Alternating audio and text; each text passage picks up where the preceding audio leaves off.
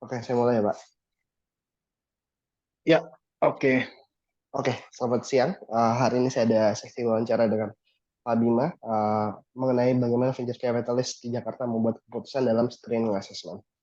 Ini adalah sesi wawancara untuk mengumpulkan data primer dalam penelitian tesis saya atau skripsi saya. Metode wawancara yang digunakan adalah wawancara semi structure yang dimana mungkin di tengah jalan ada pertanyaan improvisasi dari saya sendiri. Oke, izinkan saya perkenalkan diri terlebih dahulu. Perkenalkan nama Ya, saya Muhammad ya. Yusuf Nugraha. Bisa dipanggil Nuga atau Yusuf, tergantung Pak Bima, preferensi Pak Bima. Terus saya seorang mahasiswa tingkat akhir di Presiden University, jurusan Administrasi Bisnis. Oke, sebelum mulai, saya ingin mengucapkan terima kasih Pak. Dan juga dalam sesi ini akan di-record ya Pak. Sure. Sebelumnya, thank you juga nih, Mas Yusuf. Uh, Sorry kemarin belum sempat balas LinkedIn ya. Jadi, tapi thanks God udah langsung di-start ke WA ya. Kebetulan, iya belum sempat balas satu-satu LinkedIn karena apa namanya waktunya kebetulan belum ada. Tapi in the end, congrats again. I see you already have internship in VCs ya. This Ya, month ya. So fortunately ya Pak. yeah, I want to congratulate you, and I think let's hope the best ya for you in the future. Amin, thank you So Pak. semoga untuk pertanyaannya nggak susah-susah ya. Takut nggak lulus soalnya. Oke Pak, kita masuk ke profil Anda dulu kali ya Pak. Sure, Boleh sure. disebutkan nama nama panjang Bapak, terus pendidikan terakhir Bapak? Ini verbally aja, nggak usah dituliskan ya. Nggak usah. Saya nanti yang catat sendiri. Oke, jadi full name ya seperti di LinkedIn di Master Unifiantoro Less Education, Bachelor Degree S1. Experience di venture capital dari 2020. Untuk di startup belum pernah, cuma sebelumnya dari 2018 sampai 2020 di Bank BRI sebagai digital strategi analis. Company Oke. name ya Bear Ventures, company address nanti tinggal lihat di Google Maps. Sebentar Pak. Role Boleh tahu di nggak? Sebentar Pak, maaf, potong ya Pak. SCBD di Prosperity Tower. Hmm, Oke. Role at Bear Pak, Ventures sesuai di LinkedIn sebagai investment fokus, mostly fintech, agritech, D2C brand, supply chain, round stage, bisa early stage kayak pre-seed sampai PE, terus juga bisa growth stage dari series A sampai series B. Total AUM sekarang around 300 juta dolar ya, kira-kira gitu. oke. Oke, Pak, maaf saya potong ya Pak tadi Pak.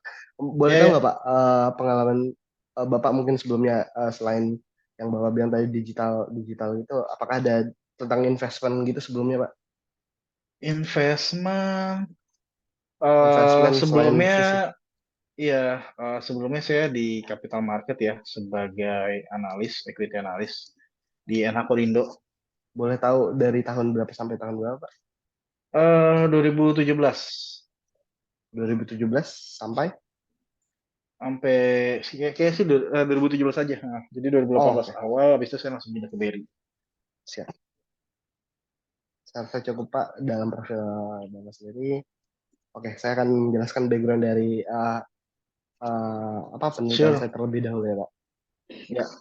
Oke, sebuah studi dari Buckner dan kawan-kawan tahun 2017 mengungkapkan bahwa sebagian besar founders tidak memiliki strategi untuk attract VCs untuk invest. Terus selain itu Gompers dan kawan-kawan tahun 2020 mengungkapkan bahwa dari penelitiannya venture capitalist rata-rata menerima 200 proposal per tahun dan hanya 4 yang mendapatkan dana dari proposal tersebut. Selanjutnya dari pernyataan Pak Tezar Firmasah dalam sebuah video YouTube mengatakan bahwa perusahaannya which is Calibra Capital menerima 500 proposals dan bahkan dari ke 500 itu tidak ada yang menerima satu pun. Selanjutnya, oke. Dari menurut beberapa jurnal mengungkapkan bahwa beberapa faktor kriteria untuk venture capitalist untuk menilai penilaian screeningnya, screening assessment. Ada 5 yaitu adalah team members atau management team atau funding team, terus ada product karakteristik, ketiga ada market karakteristik, ada keempat ada financial growth, dan terakhir ada business model. Kita masuk ke pertanyaan simpel pertama ya Pak. Apakah Pak Bima setuju Pak dengan kelima ini Pak? 5 faktor ini Pak? eh kalau di Bear Venture sebenarnya kita punya matrix lain, cuma ini mirip lah kira-kira. Jadi setuju. In general, setuju ya, Pak. Iya, iya. Boleh tahu nggak Pak, metrik yang di itunya apa gitu, di BVI itu sendiri Pak, yang Bapak terapkan? Eh Sama sih. Jadi founders itu yang pertama kali kita cek ya. Karena again kalau invest di startup tuh kita invest di founders. Termasuk manajemen dan tim ya. Jadi selain founders kita lihat di level yang lain atau kita lihat manajemen level. And then also we check on the ground team ya. Mereka yang eksekusi dan tim sales kan biasanya yang generate bisnis. Nah itu kita cek semua sih. Di founder sama kita cek dari segi produk apa yang mereka trying to solve, problemnya apa, solusinya seperti apa. Terus kita lihat untuk problem yang mereka solve, marketnya besar atau kecil gitu. Nah ini market inilah nanti yang akan menentukan dari financial projection ya dan traction. Baru terakhir biasanya kalau kita ngelihat satu lagi adalah upside valuation-nya ya. Kira-kira dengan market segini besar, performa mereka segini, marginnya besar atau marginnya kecil, potensi valuation mereka dalam 5 tahun itu berapa sih? Kira-kira gitu sih gambarannya. Mirip-mirip lah. Oke, berarti mostly mirip lah Pak. Oke, kita masuk ke pertanyaan per variabel kali ya Pak. Nah, Oke, sure, sure. kita masuk ke variabel pertama yaitu manajemen tim atau funding team. Apakah perusahaan Bapak BVI, Baris Ventures, menggunakan variabel ini dalam penelitiannya Pak? Ya, yang satu kita menggunakan cerita tersebut karena nomor dua alasannya, again, kita invest di company yang masih baru, since there are not nggak banyak traction atau nggak banyak laporan keuangan yang bisa dicek dan masih kecil tractionnya.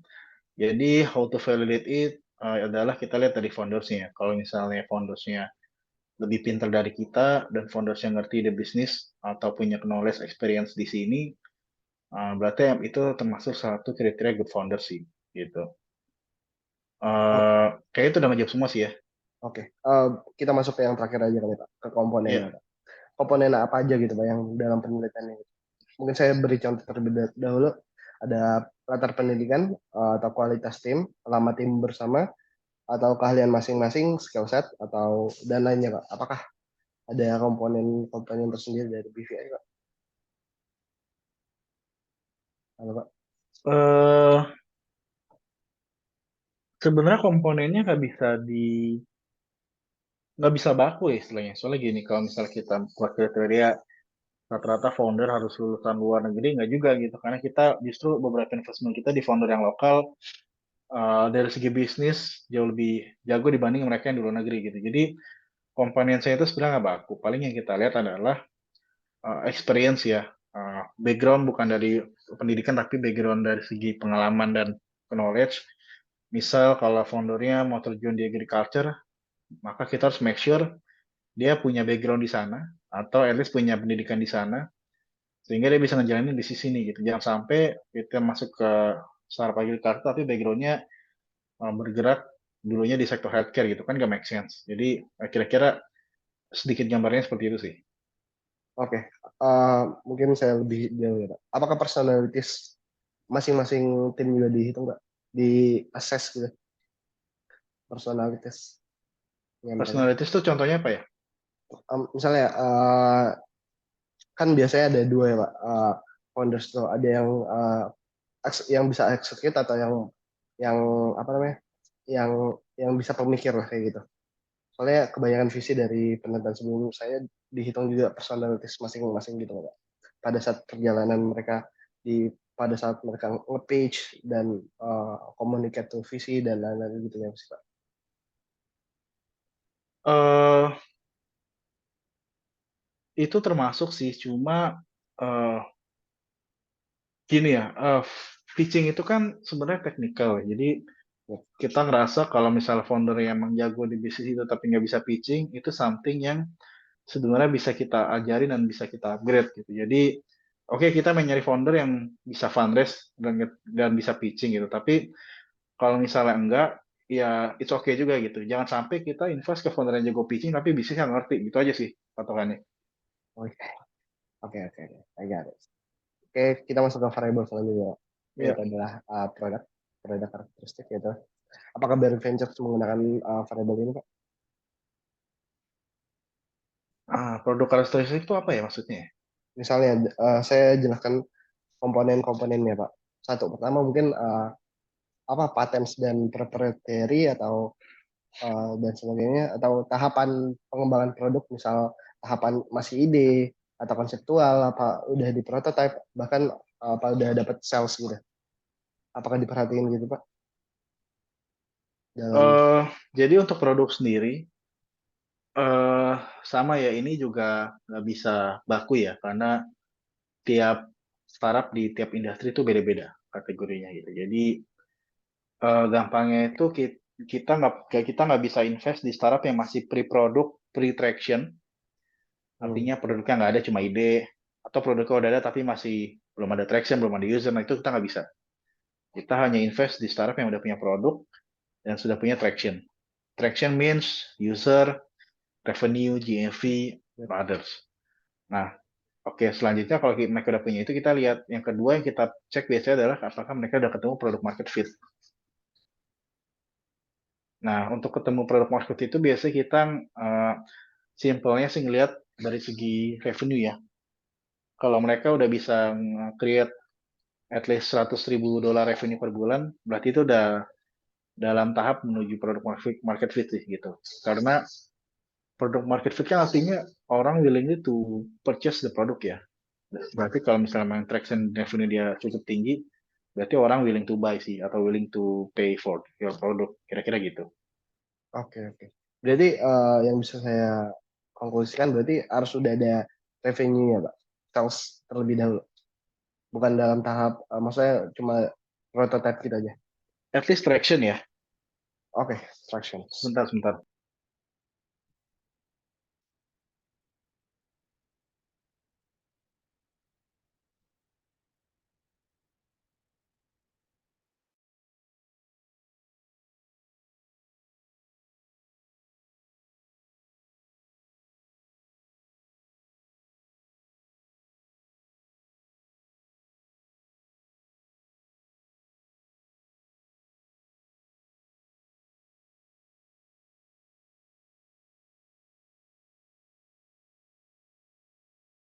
Oke, sorry. Ya, lanjut, lanjut.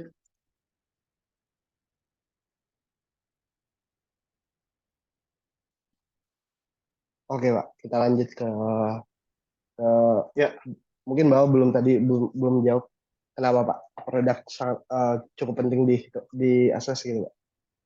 Walaupun perhitungan komponennya kurang baku gitu maksudnya. Nggak ada apa? Nggak ada khusus komponen gitu maksudnya. Boleh tahu iya Pak betul. alasannya? Jadi kita ngelihatnya apa case by case ya. Tapi yang paling jelas tuh kita nggak bisa invest di startup yang masih pre-product, pre-traction. Dan at least kita hanya invest di startup yang itu sudah ketemu produk produk market fit ya. Produk market fit tadi seperti saya bilang, at least kalau revenue mungkin lebih dari 100.000 dolar per bulan. Atau kalau traction at least sudah punya puluhan ribu user lah gitu. Nah itu kita baru bisa follow on. Oke, saya pengen nanya tentang 100.000 itu apakah udah ketentuan dari BVI itu sendiri atau Bapak tadi hanya memberi contoh aja gitu Pak? Nah, itu personal aja sih. Oke, berarti bukan kayak Iya. dari BVI-nya itu sendiri perhitungan gitu ya?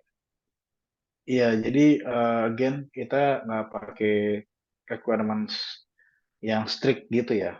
Harus 100.000 itu sudah enggak. Tapi karena tergantung industri ya. Mungkin beberapa industri kayak agritech mungkin bisa achieve 200-300 ribu dengan mudah. Tapi kayak edutech mungkin untuk achieve 100.000 itu agak susah. Jadi kita biasanya case by case. Tapi at least itu yang kita uh, yang kita patok jadiin patokan sih angka itu. Oke, saya pengen nanya lagi masih ke produknya Pak. Apakah dari produk uniqueness di market itu penting itu Pak? Di- jadi Kenapa? produknya Kenapa? uniqueness dari produknya itu penting apa tidak gitu Pak dalam marketnya mereka? Iya, itu salah satu yang kita lihat juga, value unique proposition-nya apa beda dengan kompetitor. Jadi Oke, kita juga ngelakuin kompetitor landscape sih. Tapi cakupannya nggak cuma produk biasanya, tapi lebih kepada tim atau misalnya performance. Jadi kita ngelakuin kompetitor analisisnya tuh lebih luas di selain produk sih. Oke, cukup. Saya rasa di variabel produk ini kita lanjut ke selanjutnya, Pak, ke market. Oke, sama seperti pertanyaan sebelumnya, apakah BR Ventures BVI menggunakan variabel ini, karakteristik market dihitung juga dalam screening? Ya, kita gunain market juga. Boleh tahu Pak alasannya, Pak? Karena semakin besar market, semakin besar performance atau future projection yang bisa diraih ya. Kalau contoh marketnya cuma $1 billion, ya berarti at least revenue dia paling maksimal 100 juta dolar setahun. Tapi once the market is like 10, 50 bill, ya 50 miliar dolar setahun, berarti at least revenue dia setahun bisa achieve 1 billion dan berarti dia bisa jadi unicorn sih. Kira-kira gitu gambarannya. Oke, projection udah. Oke, kita masuk ke terakhir ya, Pak, yaitu komponen, Pak. Komponen apa aja yang dihitung dalam variable market itu sendiri, Pak? Saya beri contoh, misal potensi pasar atau CAGR, growth itu sendiri, atau mungkin ada persaingannya, bagaimana competition dan lainnya, Pak. Size market, Pak, dan selainnya. Mungkin. Komponennya yang kita pakai sih simple ya. TAM, SAM, SOM sama SAM. Itu at least ngegambarin market secara keseluruhan. Market itu kan masuknya ke market size ya, Pak. Apakah dari marketnya, dalam market ini karakter apa saya competition juga dihitung Pak? Apakah tinggi rendahnya juga dihitung juga Pak? Apa tergantung perusahaannya aja? Tinggi rendah maksudnya apa ya? Misalnya rivalry-nya di market finance, apa namanya, finance kan udah, fintech kan udah tinggi Pak. Apakah misalnya perusahaannya marketnya tinggi ini jadi mau diinvest gitu atau gimana gitu Pak? Oh, baik. Eh Competitor landscape tadi seperti ini produk kita pasti lihat ya. Kita di competitor landscape itu pasti nganalisis siapa aja pemain di dalamnya. Terus juga kita bandingkan, kita buat comparables lah gitu. Nah, kita nggak bakal invest juga kalau marketnya kecil tapi banyak player, which means saturated, atau marketnya gede tapi playernya juga banyak gitu. Nah, itu lebih kita lebih suka mungkin market yang gede tapi belum ada playersnya, atau market yang kecil tapi playernya mungkin ini bisa jadi leader di market. Kira-kira gitu sih. Oke, saya masih pengen nanya lagi sih tentang market. Gini Pak, misalnya ada company di market yang kecil tapi growth-nya tinggi, tapi satu lagi company yang marketnya gede tapi growth-nya mungkin stagnan gitu, 10-12% mungkin. Ya, uh, BVI sendiri itu pilih yang mana Pak? Dari growth-nya, pilih yang di marketnya yang growth-nya tinggi tapi marketnya belum besar, atau marketnya udah besar tapi growth-nya nggak terlalu tinggi gitu Pak? Eh ini pertanyaan yang sebenarnya jawabannya juga nggak baku ya. Jadi depends on the positioning di startupnya. Tapi generalis sih kita lebih suka marketnya yang lebih besar lah gitu. Karena Oke. at least kalau marketnya besar kan berarti ceilingnya cukup tinggi ya. Jadi room for growth or room from improvementnya tuh jauh lebih besar dibanding yang marketnya kecil. I got it. Kita lanjut ke variable selanjutnya, yaitu financial growth, atau mungkin traction juga bisa disebut. Apakah perusahaan Bapak atau BVI menggunakan ini Pak dalam assessment screening mereka? Kalau financial growth, eh Mungkin dari revenue, umumnya sih revenue sih Pak. Apa mungkin dilihat dari ke bottom line-nya lebih jauh ke bottom line, atau mungkin upper line aja gitu Pak? kalau sekarang sih kita lebih ngelihat eh path path to profitability-nya ya daripada Hmm, growth. Which mean artinya kalau dia bisa growth 2 kali tapi OPEX ya growth 3 kali, ya kita nggak bakal invest gitu. I see, I see, I see. Udah masuk ke dalam tahap profitability ya berarti jatuhnya. Itu sebenarnya salah satu patokan kita sih dari awal gitu. Jadi eh, Oke. kita kita ngeliat mana yang bisa sustain lah at least. Growth oke, asal sustain ya. Nggak nggak terlalu berlebihan gitu. Oke. Kalau apakah traction termasuk dalam growth ini sendiri Pak? Dihitung juga gitu Pak dalam financialnya. Berbarengan atau gimana gitu Pak? Traction sama Iya. financial growth. Maksudnya sebenarnya financial growth itu sama traction mungkin bisa dibilang satuin karena beberapa Oh, perusahaan kan masih belum dapat salah satu revenue yang tetap gitu ya Pak. kayaknya sih beda ya. Oke.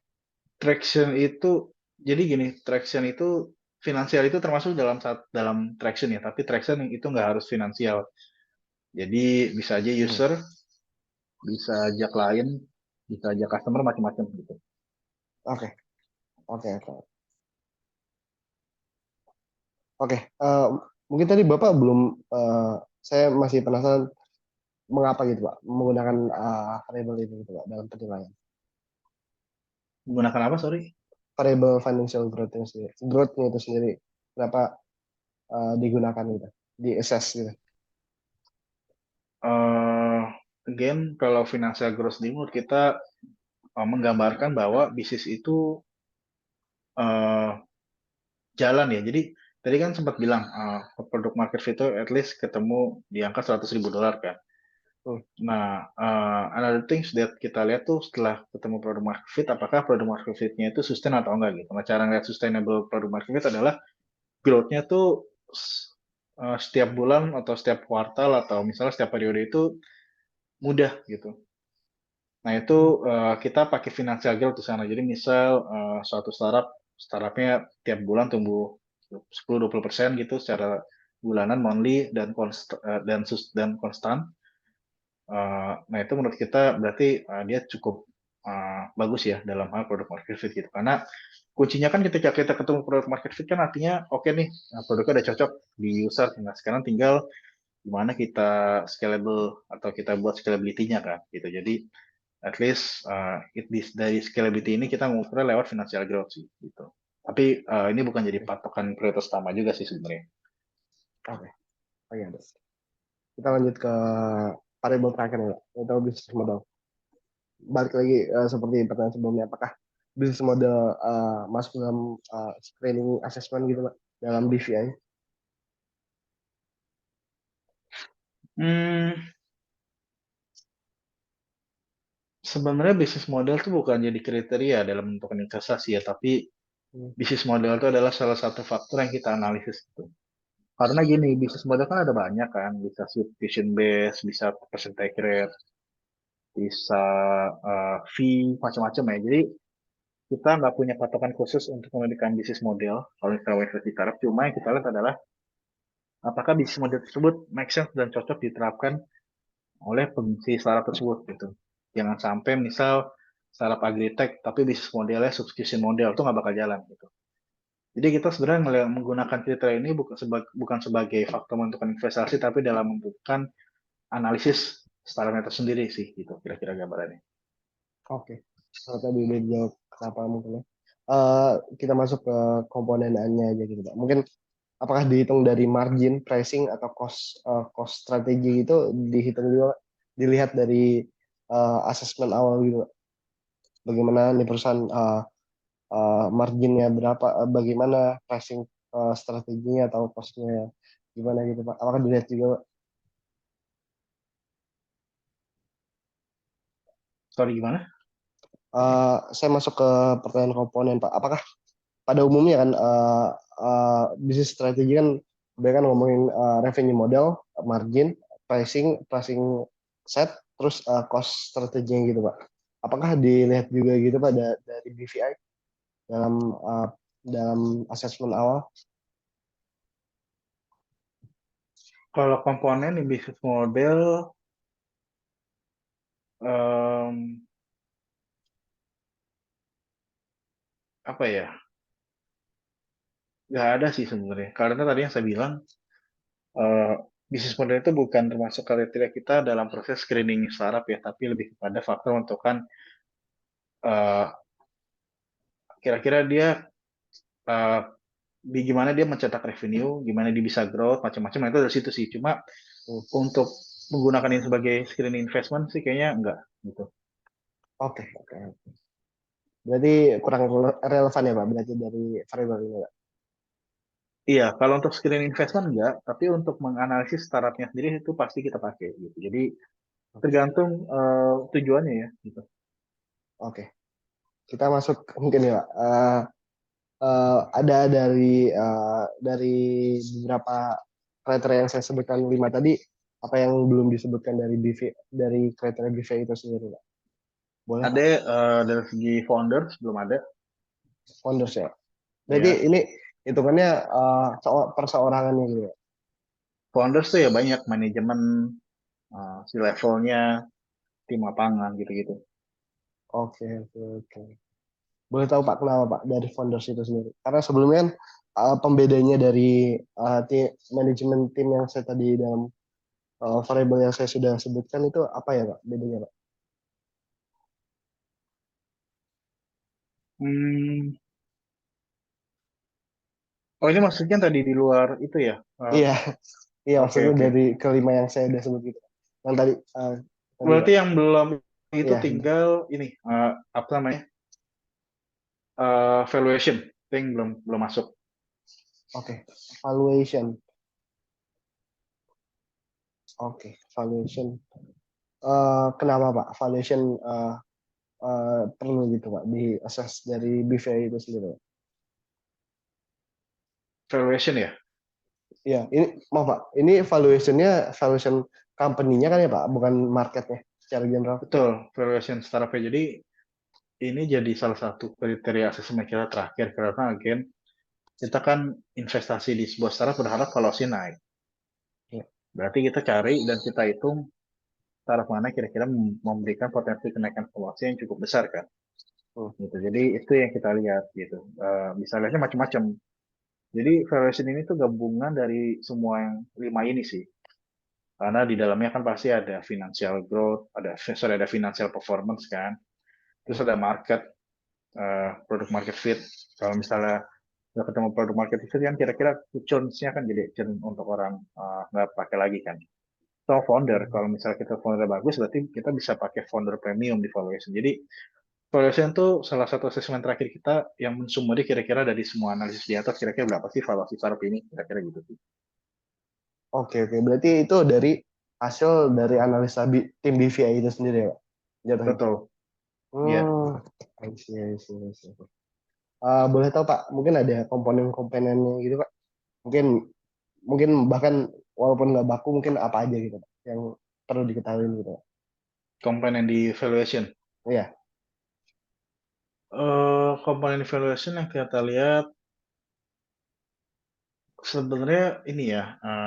Jadi kan untuk mengevaluasi sebuah startup kan banyak caranya ya. Kalau di general valuation itu kan bisa pakai metode cash flow, kayak DCF.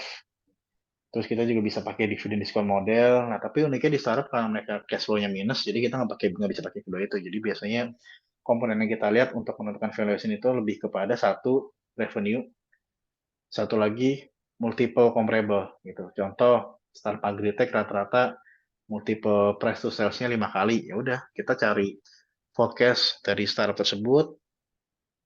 Terus misal di 2025 revenue-nya sekian gitu. Nah, itu kita tinggal kali multiple comparables-nya. Nah, di situ kita nggak dapat kan kira-kira potensi valuation ini berapa. Nah, kita nanti pakai diskon. Kira-kira kalau diskon 20% berarti limit valuation-nya berapa. Gambarnya kira-kira seperti itu sih. oke, Komponen-komponen oke. yang lihat. Apakah ada hal lain Pak, selain valuation? Mungkin saya pengen mungkin penasaran, apakah exit strategi juga Pak dalam dalam dalam variable perhitungan di awal? Nah, kayaknya sih enggak ya. Oh enggak, berarti termasuk ya. Ya, Selain itu ada lagi Pak? Apakah udah sih. sudah selesai? Itu Sudah aja selesai. yang simpelnya. Oke. Oke, selesai ya Pak sesi wawancara sore ini Pak. Saya ingin mengucapkan terima kasih ya Pak. Oke, sebelum Sure, sebelum thank keluar you. boleh boleh foto bareng nggak Pak? Oh, Pakai oke. screenshot. Sure, sure. Boleh, silakan. Satu, dua, tiga. Satu, dua, tiga. Oke, sudah selesai Pak. Sip. Makasih ya Pak Bima ya. Thank you, Mas Yusuf. Semoga Iya, sukses. oke. Thank you, thank you. Selamat siang. Sama-sama. Ya, sama.